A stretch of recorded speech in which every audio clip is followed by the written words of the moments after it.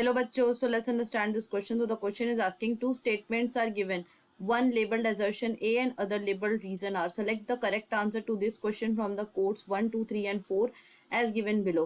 तो यहाँ पे हमारे दो स्टेटमेंट दिए हैं, assertion और reason. इन चारों में से कोड किया है 1, 2, 3, 4. तो चलिए सबसे पहले कोड्स को पढ़ते हैं. तो पहला दिया है बोथ assertion reason जो है वो ट्रू है और जो रीजन है वो करेक्ट एक्सप्लेनेशन है assertion का. सेकेंड दिया है कि बोथ एजर्शन और रीजन ट्रू है और जो रीजन है बट वो करेक्ट एक्सप्लेनेशन नहीं है एजर्शन का. तीसरा दिया है कि एजर्शन इज ट्रू लेकिन रीजन फॉल्स है और चौथा दिया है कि एजर्शन फॉल्स है बट रीजन इज ट्रू. चलिए एजर्शन और रीजन पढ़ते हैं कि क्या दिया है. एजर्शन यहाँ दिया है money is accepted as a medium of exchange और रीजन यहाँ पे ये है क्योंकि इसे ऑथराइज किया है गवर्नमेंट ऑफ द कंट्री ने. तो चलिए की कंसेप्ट को समझते हैं. तो यहाँ पे की कंसेप्ट ये है कि जो मनी है वो हमारा एज एन इंटरमीडिएट एक्ट करता है एक्सचेंज प्रोसेस में, इसलिए हम इसे मीडियम ऑफ एक्सचेंज बोलते हैं. तो मान लीजिए जैसे ये एक पर्सन है ए और ये एक दुकानदार है. अब पर्सन ए को चाहिए एक नोटबुक. तो नोटबुक के लिए क्या बोलेगा दुकानदार भैया को कि भैया भैया मुझे एक नोटबुक दे दीजिए जो कि आपका मुझे उसमें लिखना है नोटबुक में. तो वो जो दुकानदार होगा वो इस पर्सन ए को नोटबुक देगा और वो बोलेगा कि मुझे आप 30 रुपीज दीजिए. क्यों ऐसा बोल रहा है 30 रुपीज देने के लिए?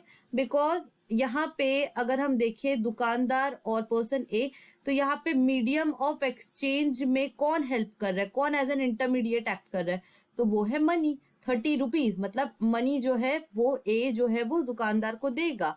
तो यहाँ पे ये एज एन इंटरमीडिएट की तरह एक्ट कर रहा है. दैट इज द रीजन इसे हम मीडियम ऑफ एक्सचेंज भी बोलते हैं. और इसे ऑथराइज कौन करता है? इसे ऑथराइज करती है आरबीआई, क्योंकि आरबीआई वो इंस्टीट्यूट है जो कि हमारी मनी को ऑथराइज करती है कि तुम as a medium of exchange काम करोगी. और आरबीआई क्या है? आरबीआई हमारे इंडिया की सेंट्रल बैंक है.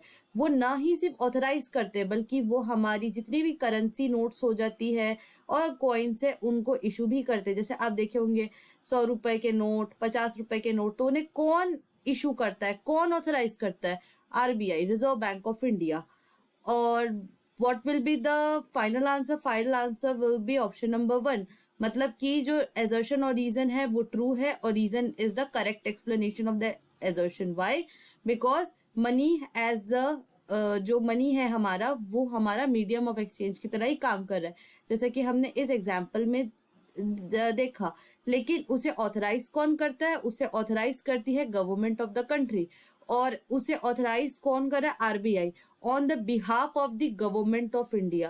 That is the reason. So I hope this question has been clear to you. Thank you and best of luck.